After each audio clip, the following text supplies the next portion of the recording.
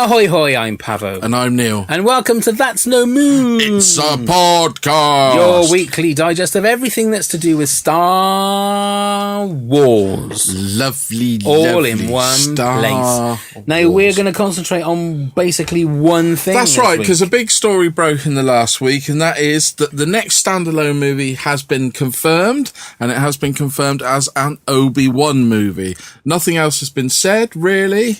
The director is rumoured to be Stephen Daldry. Right. From Billy Elliot. Great director. The Hours. Yeah. So we thought we'd concentrate on this week's episode in regards, and you'll see by the title of the episode, spin-offs, yay or nay. Now, we've had one spin-off so far which that's been released. Success. Which was Rogue One, took over $1 billion in the box office, worldwide box office. It's a good movie. And you love the movie, yeah? I do love the movie. I do like the movie. I don't like it as much as I did the first time I watched it. Right. But I think it worked. See, it makes it sound like I really don't like it, but it works as a Star Wars movie for me. It's got some really good fan moments in it. I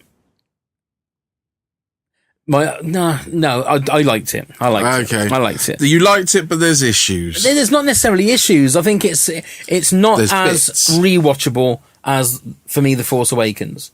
Okay, I can understand that. Okay. Yeah. Well, it's because it's quite a depressing film. It is a depressing film, but that's one of the reasons why I really like it. Yeah. So, anyway, I think with everybody talking about this now, everybody gone on and spoken about the Obi-Wan movie, it does seem like Ewan McGregor is going to reprise the role. I hope so. It looks as if that's the way. I mean, there isn't all that rumour that he's been in these places. You hear his voice. So he's still working with Lucasfilm, isn't he? So I think Ewan McGregor, and we have been saying on this before that a Obi-Wan movie is going to be great. So because we want to know what he's been doing. So what angle do you think they're going to go with? So it's going to be between Revenge of the Sith and A New Hope. I hope. Well, to me, what angle should they go with it?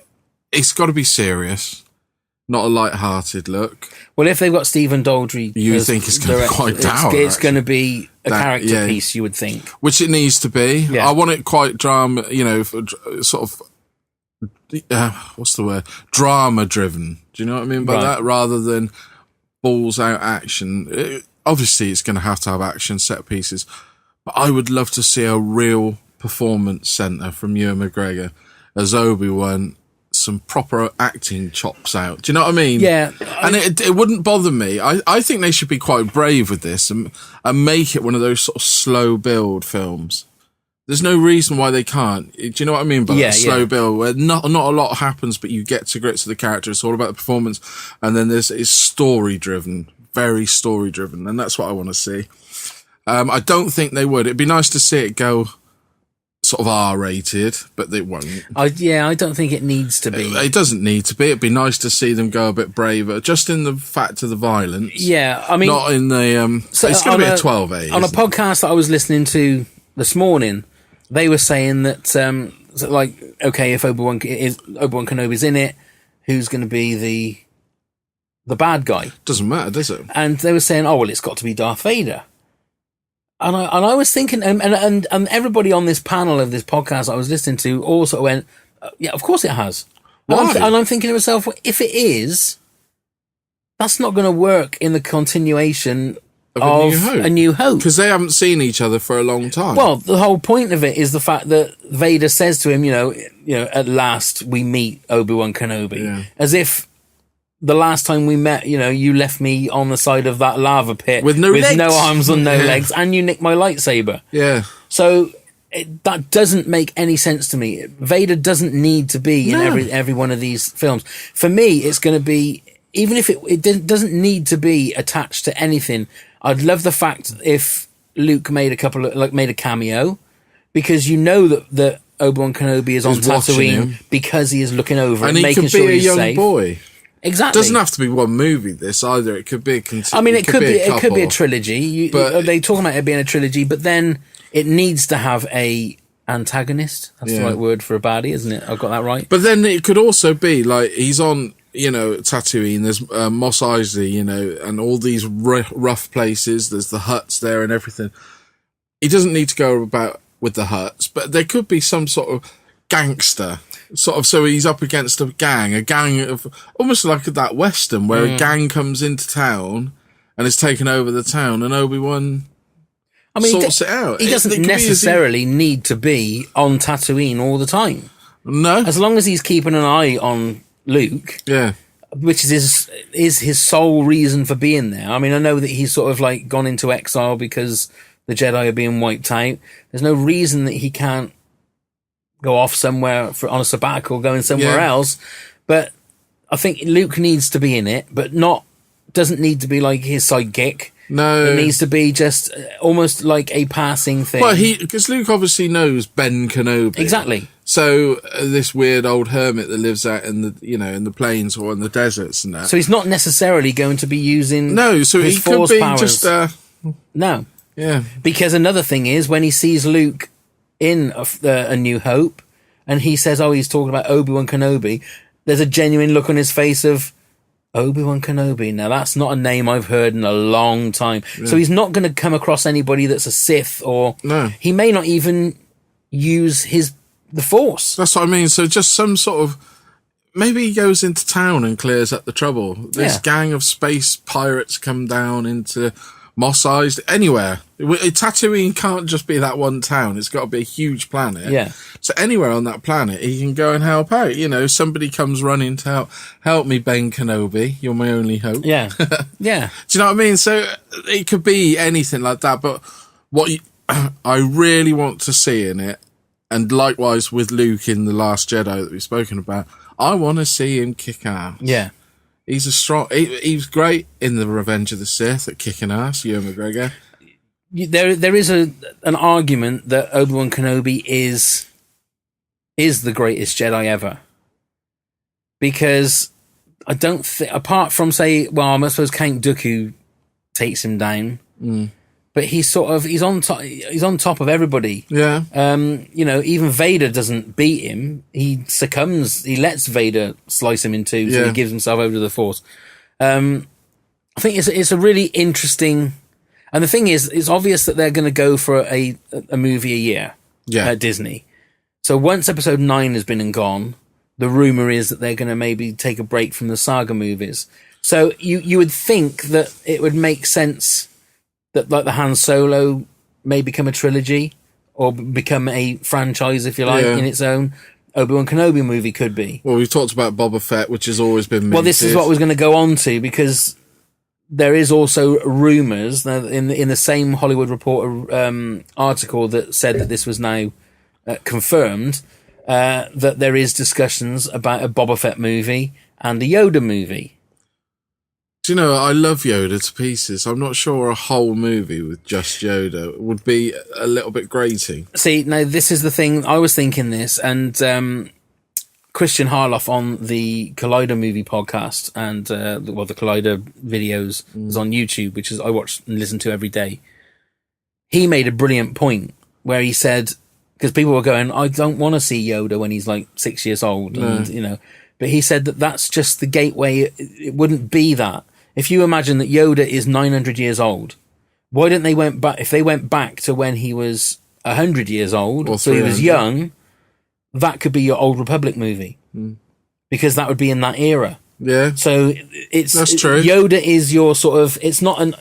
I don't think there needs to be an origins movie for Yoda. No. Nobody needs to know that. But nobody needs to know where he comes from, what he is. But if it's a fact that he is the part of the situation that they're in, we'll call it an Old Republic movie with him and Yoda's in it. Yeah, that would be better. I wouldn't want. To be fair, just a Yoda movie doesn't sound good. It wouldn't work. And then another case with that would be the Boba Fett movie. The Boba Fett movie could be a Dirty Dozen movie. That's what we said. He's a hired hand, isn't he? He'll go to whoever pays the most. So it'd be interesting to have him where the hired people. That could be almost like Three Amigos and that where a village are being overrun by other gangsters, so they pay for Boba Fett and Dengar and IG-88 to come and help them. So you're actually cheering Boba Fett on, he's the good guy. Yeah, that would be awesome. That would be great fun. One thing they should make sure they do, like they did with the Dredd movie, is he doesn't take his helmet off. He doesn't need to take his helmet off. He is literally the man with no name, although obviously his name is Boba Fett. I think that would work really well. I think that would work very well. That would be fun, but then it's almost like what I said about Obi-Wan, but with Obi-Wan, maybe it should just be like a Jack Reacher sort of thing. Yeah. With Obi-Wan, where he goes and helps people with their problems. Yeah. Well, it would work, especially out there. He's got the capability. It would work. Now, the other one that they were talking about was a Jabba the Hutt movie. Oh, fuck. But then the thing is, but the thing is, now that after hearing what Christian Harlow said, the whole prism, instead of when they say these things, you think, well, I don't want to see Jabba the Hutt as a little slug. No. But if you can then imagine that it's Jabba the Hutt with gangsters, and he's surrounded by scum and villainy. It's Goodfellas in Star Wars. Exactly. Which is fine. You can imagine the stories of the people that have come into Jabba's palace. But that's the sort of thing, when they say a Jabba the Hutt movie, it should feature Jabba the Hutt, not be a Jabba the Hutt movie. That's because instantly, as a fan, when you said, a Yoda movie, I just thought, no, it's not going to work. But if Yoda's a supporting cast member in whatever that standalone movie is, then thumbs up, I'm in it all the way. Likewise with Jabba the Hutt. Like you say, a Goodfellas, it's sort of a gangster style, I gave him my, getting him to come up, people to come up to, like, Marlon Brando's, a repeat of his, his scene in The Godfather. I may never call on this favour. Keep going. Sleep with the fishies and all that. I thought you was going to really go for your Marlon Brando impersonation. No, I haven't got any tissue paper to whack in the side of my mouth. I wonder what you was going to say then. No, so that would be fun. The Old Republic one, I think, would work. We've spoken about it on here as a TV series. Either or either, I think, would really work. But the Old Republic would be quite a gritty thing, I think. We're going back. It's violent times, and I think that would work. And they shouldn't ever shy away from being an R-rated just because it's got Star Wars on.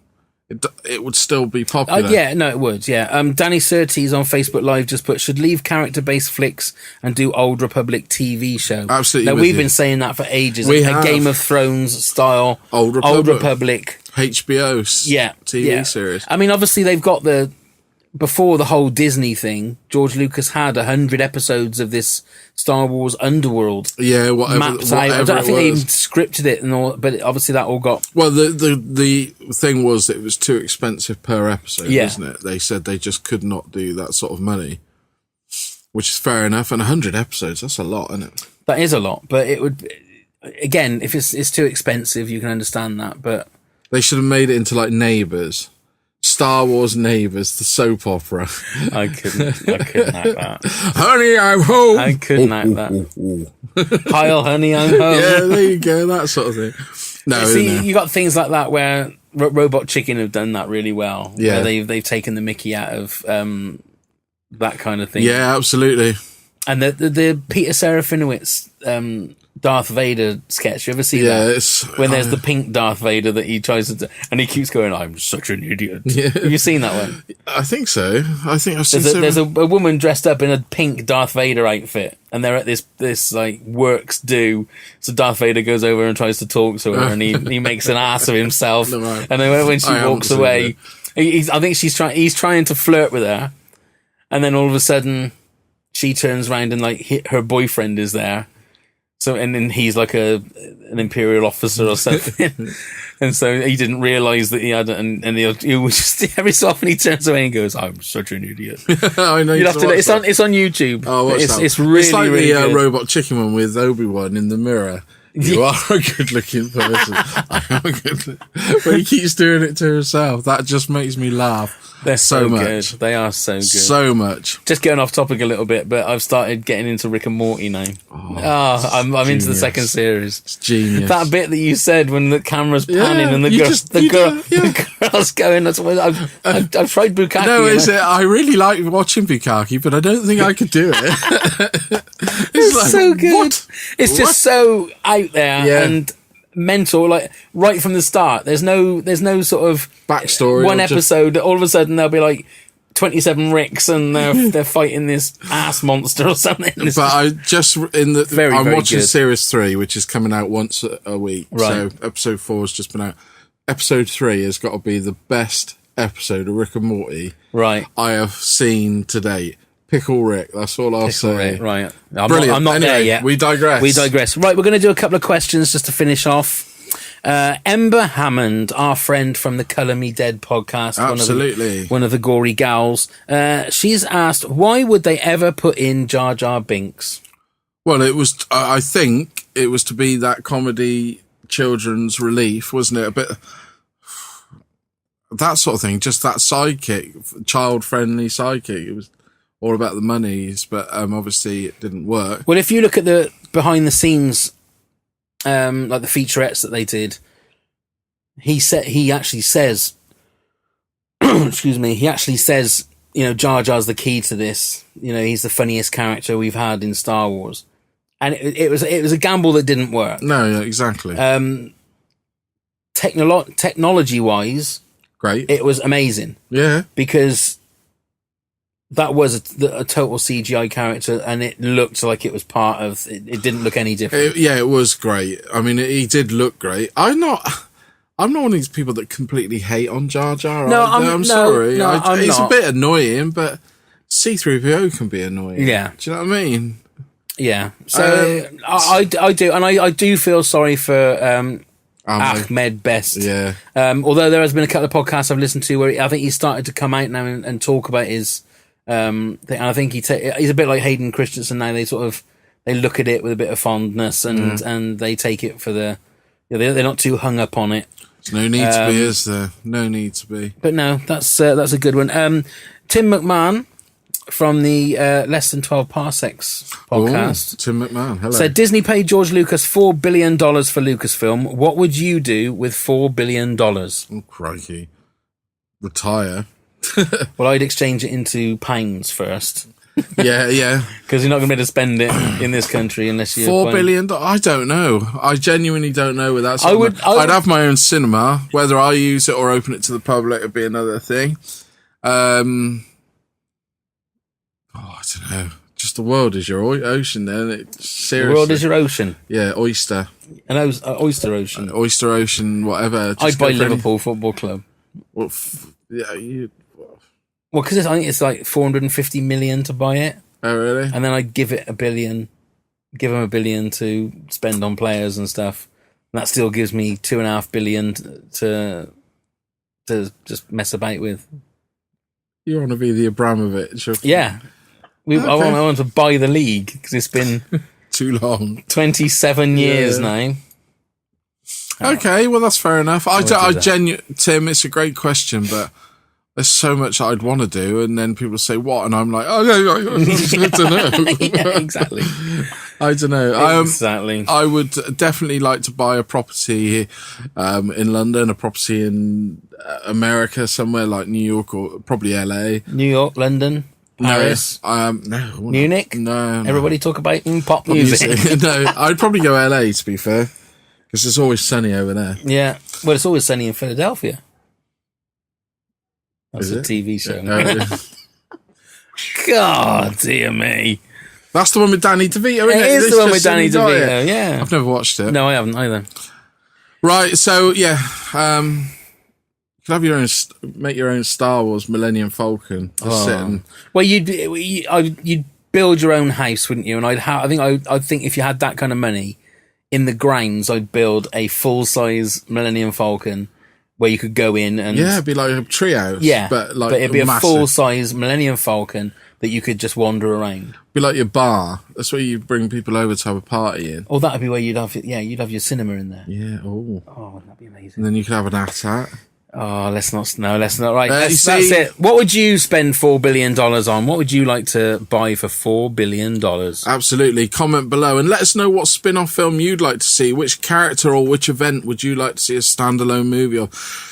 Please remember to comment below what you would like to see. And when you comment, remember to press the like button. And come and subscribe to the channel, why don't you? Just like all the hundreds, 239 at the moment, that have already. And if you do subscribe, click on the little bell icon. That means it'll notify you every time we release a brand new video. Absolutely. So that's it. Episode 44 is done and dusted. Right. Well, we're having a hiatus next week. Oh, yeah, because you're on Hollybobs. Hollybobs. There you go. So thank you very much for watching. Thank you very much for watching. and may the force be with you all. Always.